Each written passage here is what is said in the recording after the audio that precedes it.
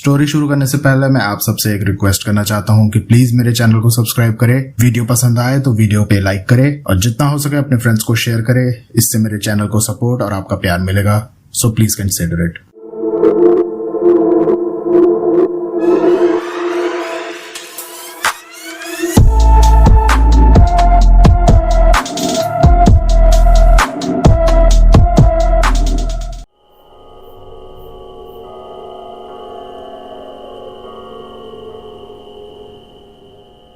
घनी काली अंधेरी रात थी। चांद को भी बादलों ने ढक रखा था। चारों तरफ एक अजीब सी चुप्पी छाई हुई थी, एक ऐसी चुप्पी जो अपने आप में ही कुछ कह रही थी। एक शख्स भागता हुआ आता है, अपने पैरों से जमीन पर गिरे सूखे पत्तों को मसलते हुए उसकी चुप्पी को तोड़ता है और एक खंडर के सामने आकर रुक जाता है। एक अजीब सी बेचैनी के साथ इधर उधर देखता है। देखने में ऐसा लग रहा था जैसे उसकी आंखें किसी को ढूंढ रही हो। माथे पर आए शिकन उसकी चिंता को साफ साफ दिखा रहे थे कि तभी एक बच्ची की आवाज आती है। आवाज खंडर से आ रही थी।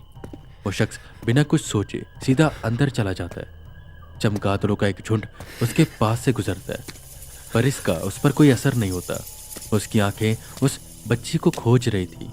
वहीं एक कमरे से उसे फिर से आवाज आती है। वो भागकर उस कमरे में जाता है। उस अंधेरे कमरे में बस एक मोमबत्ती जल रही थी और उसी मोमबत्ती के पास कुर्सी पर एक बच्ची बैठी हुई थी। जैसे वो शख्स उस बच्ची की तरफ बढ़ने लगता है कि कुछ लोग आते हैं जिन्होंने अपने चेहरे ढक रखे थे। वो उस शख्स को पकड़ लेते हैं। उस कुर्सी के पीछे से एक अजीब सा दिखने वाला आदमी आता है और उस बच्ची को अपने साथ उस अंधेरे में ले जाने लगता है। वो बच्ची चिल्लाती रहती है, पापा मुझे बचाओ। वो शख्स अपनी बच्ची को बचाने की पूरी कोशिश करता है, पर उन लोगों से अपनी गिरफ्त छुड़वा नहीं पाता। देखते ही देखते वो बच्ची उस अंधेरे में विलीन हो जाती है। तभी उसी अंधेरे से एकदम से कोई आता है और उस शख्स का गला दबाने लग जाता है। अपने आप को बचाने की वो शख्स पूरी कोशिश कर रहा था। वो चिल्लाना चाहता था पर चिल्ला नहीं पा रहा था कि एकदम से नितिन की आंख खुली। उसकी सांसें तेज हो गई थी, मानो जैसे कोई उसका गला दबा रहा था। इतनी देर में उसकी पत्नी निशा उठती है और नितिन को शांत कराते हुए वहीं पास में पड़े पानी के घड़े से उसे पानी देती है। 2 घूंट पानी पीने के बाद नितिन कहता है, निशा, आज मुझे फिर से वही सपना है। जब से हम यहाँ पर आए हैं तब से पता नहीं क्यों मुझे ऐसे अजीब से सपने आ रहे हैं। हमारी बेटी के साथ कुछ अनहोनी तो नहीं होने वाली ना? निशा नितिन को शांत कराते हुए कहती है, नहीं, आपको बस स्नेहा की चिंता हो रही है और कुछ भी नहीं। देखिए, बीती बातों को भूल जाइए। हमने अपने जीवन को एक नई सिरे से शुरू किया है। धीरे धीरे सब सही हो जाएगा। जो हुआ उसे भूल जाइए और आगे के बारे में सोचिए। निशा नितिन को दिलासा देती है और सोने को कहती है। नितिन गाजियाबाद के पास कहीं एक छोटे से गांव से पुणे आया था, अपनी पत्नी निशा और 6 साल की बेटी स्नेहा के साथ। यहां वो अपने चचेरे भाई विकास के पास रुका था। पुणे आए उसको हफ्ते से ऊपर हो चला था, पर उसे अब तक कोई काम नहीं मिल रहा था। आज के समय में वैसे भी काम ढूंढ पाना बहुत कठिन है और नितिन इतना पढ़ा लिखा भी नहीं था। सुबह सुबह नितिन काम की तलाश में निकल जाता और शाम को खाली हाथ वापस आता। निशा घर में रहकर विकास की पत्नी इरीना के साथ घर के कामों में सहायता करती और स्नेहा विकास के बेटे आदित्य का ध्यान रखती, उसके साथ खेलती। विकास और उसकी पत्नी का बर्ताव स्नेहा के लिए कुछ अलग सा था। हालांकि नितिन को अपने घर में रखने से उन्हें कोई भी तकलीफ नहीं थी। नितिन ये बात जानता है कि स्नेहा की मौजूदगी विकास और उसकी पत्नी को पसंद नहीं है और वो भी अपनी बेटी को ऐसे घर में नहीं रखना चाहता जहां पर उसके साथ ऐसा कोई बर्ताव करे। वो चाहता था कि उसकी बेटी जीवन में खूब नाम कमाए। हमेशा की तरह नितिन काम की तलाश में यहां वहां भटक रहा था। उसकी जमा पूंजी भी अब तक खत्म हो गई थी। हताश होते हुए वो एक चाय की दुकान पर बैठ जाता है। वो अपने आप से सवाल पूछने लगा, क्या मैं कच्चा पीता हूँ? क्या मैं एक कच्चा पति हूँ? क्या ऐसे गाजियाबाद से भागकर पुणे आना सही फैसला था? क्या होगा आगे? कैसे मैं मेरे परिवार को पालूंगा? कहाँ मिलेंगे इन सवालों के जवाब? क्या इनका जवाब है भी या नहीं? नितिन के मन में चल रही उलझन और उसका ये तनाव उसके माथे पर ये लकीरें साफ साफ दर्शा रही थी। इन्हीं खिंची लकीरों को देखकर पास से जा रहा एक शख्स नितिन से पूछता है, क्या वो भाई साहब, बहुत परेशान लग रहे हो? नितिन ने उस शख्स की ओर देखा। काली शर्ट, नीली जीन्स, पैरों में स्पोर्ट शूज और हाथों में चमचमाती घड़ी। देखने में जैसे किसी फिल्म के हीरो। वो उसके पास आकर बैठा और फिर से उससे पूछने लगा, भाई साहब, आपसे ही बात कर रहा हूँ। सब कुछ कुशल मंगल ना? कोई परेशानी तो नहीं है? पुणे आए उसे हफ्ते से ज्यादा हो चला था और ये पहला व्यक्ति था जिसने अनजान होते हुए भी नितिन से उसकी परेशानी का कारण पूछा। नितिन को लगता था कि शहरों में लोगों के पास बिल्कुल भी समय नहीं होता। गांव में सभी एक दूसरे के सुख दुख के सहभागी बनते हैं, पर शहरों में ऐसा नहीं होता। पर साथ बैठा यह आदमी नितिन की इस विचारधारा को बदल देता है। नितिन को उस शख्स से अपनेपन का एहसास होता है और वो अपनी सारी तकलीफें उस आदमी को बताता है। कुछ देर खामोश रहने के बाद वो आदमी पहले अपने बारे में बताता है। मेरा नाम सतीश है और यही पास में एक मॉल है। मैं उसका मैनेजर हूँ। मॉल अभी हाल ही में बना है। हमारे पास वॉचमैन की कमी है।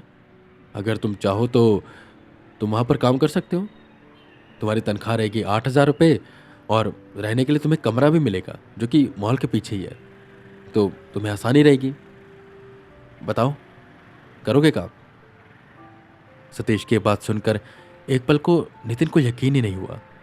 अब तक वो जगह जगह भटक रहा था नौकरी की तलाश में, और आज बैठे बैठे सामने से नौकरी मिल रही थी।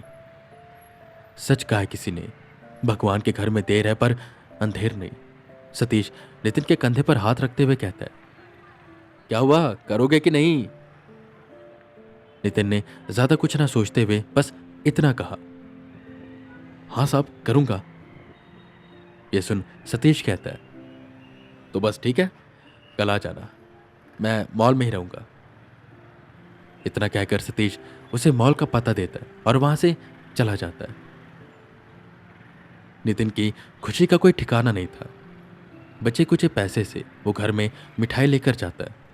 अपनी पत्नी निशा का मुंह मीठा कराता है और उसे सारी बात बताता है। निशा भी ये सुनकर काफी खुश होती है। मैंने कहती थी कि सब कुछ ठीक हो जाएगा, आप चिंता मत करो, मिल गई ना नौकरी। निशा ने नितिन से कहा, जिस पर नितिन भी जवाब देता है, हाँ निशा, तुमने सही कहा। अब स्नेहा की परवरिश हम बहुत ही अच्छे से कर पाएंगे। उसे अच्छे से स्कूल में डालेंगे, उसकी सारी जरूरतों को पूरा करेंगे और साथ ही साथ शौक को भी। वैसे कहां पर है स्नेहा? नितिन ने इधर उधर देखते हुए कहा, जिस पर निशा उसे बताती है कि वो बाहर आदित्य के साथ खेलने गई है। चलो कोई बात नहीं, मैं भी सोने जा रहा हूं, बहुत थक गया हूं। शाम को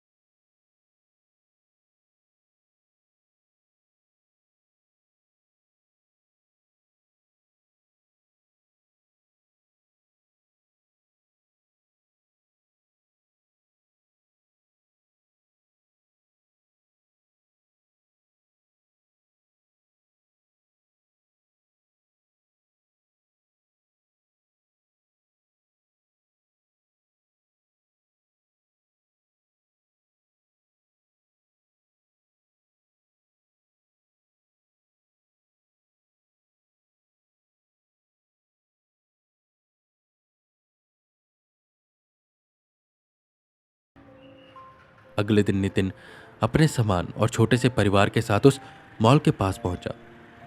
देखने में इमारत पुरानी लग रही थी। कहीं से ऐसा नहीं लग रहा था कि ये मॉल नया बना है। नितिन मॉल के अंदर जाता है और काउंटर पर खड़ी लड़की से मैनेजर के बारे में पूछता है। वो लड़की बताती है कि मैनेजर दूसरे फ्लोर पर है। नितिन दूसरे फ्लोर की ओर जाता है। चलते चलते वो मॉल को देख रहा था।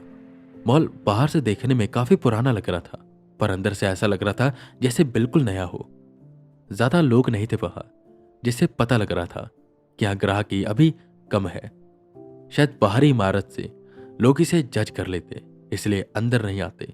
और आजकल के जमाने में वैसे भी लोग बाहर की सुंदरता देखते हैं, अंदर की नहीं। ये बातें सोचता सोचता नितिन दूसरे फ्लोर पर पहुंचता है। उसकी आंखें मैनेजर को ढूंढ रही थी। मैनेजर वहीं एक कस्टमर से बातें कर रहा था। नितिन उसके पास गया और उसे नमस्कार किया। मैनेजर भी उसे देखकर खुश हो जाता है और उससे पूछता है, अरे नितिन, क्या हाल है? अकेले ही आए हो? परिवार नहीं आया तुम्हारा? जिस पर नितिन कहता है, नहीं साहब, वो सब बाहर खड़े हैं। मैंने सोचा आपसे पहले मिल लूं, बात कर लूं, फिर उन्हें अंदर लेकर आऊं। नितिन और मैनेजर बाहर जाते हैं, जहां मैनेजर नितिन के परिवार से मिलता है और स्नेहा को देखकर वो कहता है, नितिन, तुम्हारी बच्ची तो बहुत प्यारी है। क्या नाम है बेटा आपका? स्नेहा अपना नाम बताती है, जिस पर मैनेजर उससे पूछता है, बेटा कौन सी क्लास में पढ़ते हो? जिस पर स्नेहा की जगह नितिन जवाब देता है, साहब ये भी स्कूल नहीं जाती, अब से स्कूल जाएगी। नितिन की आवाज में थोड़ी कपकपाहट थी। मैनेजर फिर उन्हें उनका वो कमरा दिखाने के लिए लेकर जाता है। मॉल के पास से एक पतली सी गली जाती थी, जिसका दरवाजा मॉल के पिछले हिस्से में जाकर खुलता था। ऐसा लग रहा था कि जैसे ये गली खास मॉल के पिछले हिस्से में जाने के लिए बनाई गई है। वो सब उसी गली से पीछे पहुंचते हैं, जहाँ एक खुला सा लॉन था और उसके साथ 4 कमरे।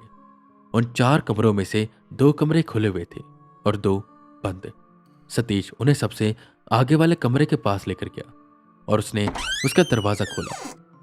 कमरा अंदर से साफ था और काफी बड़ा था, और उसी कमरे में छोटा सा टॉयलेट भी था। देखने में ऐसा नहीं लग रहा था जैसे ये कमरे अभी बने हो। ये कमरे काफी पुराने लग रहे थे, बस इन्हें रेनोवेट किया गया था। जैसे मॉल के बाहर की इमारत पुरानी लग रही थी, वैसे ये कमरे भी। अंदर एक चारपाई और कुछ जरूरत का सामान रखा था। यह कमरा खास वॉचमैन के लिए ही है। मैंने कल ही से साफ करवाया, अंदर सब सामान भी रखवा दिया था। सतीश कमरे में घुसते हुए कहता है। नितिन के सामने खड़ा वो शख्स सतीश किसी भगवान के स्वरूप में था। नितिन और उसका परिवार उसे धन्यवाद कहता है। मैनेजर सतीश कमरे से बाहर निकलता है, जिसके पीछे पीछे नितिन भी आता है और पूछता है, साहब मुझे कब से और कहाँ काम करना है? जिस पर सतीश उसे कहता है, अभी तुम आराम करो, शाम को मुझे एक काउंटर के पास मिलना, तब मैं तुम्हें सब समझा दूंगा। सतीश इतना कहकर वहां से चला जाता है। नितिन कमरे में जाता है। स्नेहा के चेहरे पर एक अलग तरह की खुशी देखता है, ऐसी खुशी जिसे देखने के लिए वो तरस गया था। वो उसके पास जाता है और पूछता है, स्नेहा, तुम यहां पर आकर खुश हो ना? अब मैं तुम्हारा स्कूल में दाखिला करा दूंगा, फिर तुम रोज स्कूल जाना।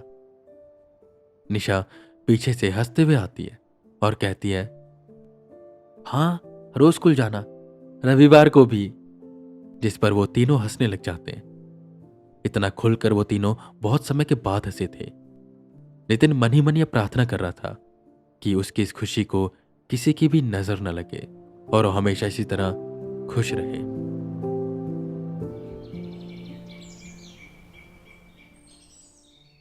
शाम के 6 बजने वाले थे। नितिन मैनेजर के कहे मुताबिक काउंटर के पास उनसे मिलने आता है। मैनेजर साहब इस समय वहां नहीं थे। इंतजार करने के साथ साथ नितिन मॉल को देखने लग जाता है।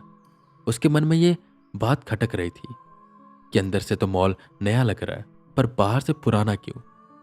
अगर ये मॉल नया बना है तो बाहर की इमारत भी नई होनी चाहिए। यहां पर कुछ ना कुछ तो बात थी, पर वो मैनेजर से पूछ नहीं सकता था और ना ही किसी और से। नितिन इस बात को अपने मन में ही दबा लेता है और मैनेजर का इंतजार करने लग जाता है। कुछ समय बाद सतीश आता है और नितिन को लेकर पूरा मॉल दिखाने लग जाता है और साथ साथ में उसे बताता रहता है। देखो नितिन, तुम्हें यहाँ पर नाइट ड्यूटी करनी है और कोई अगर रात को सामान आए तो उसे बस नीचे गोडाउन में रखवा देना। एक वॉचमैन और है, मनोज, उसकी ड्यूटी बाहर रहती है, वो बाहर संभालेगा और तुम्हें अंदर देखना है।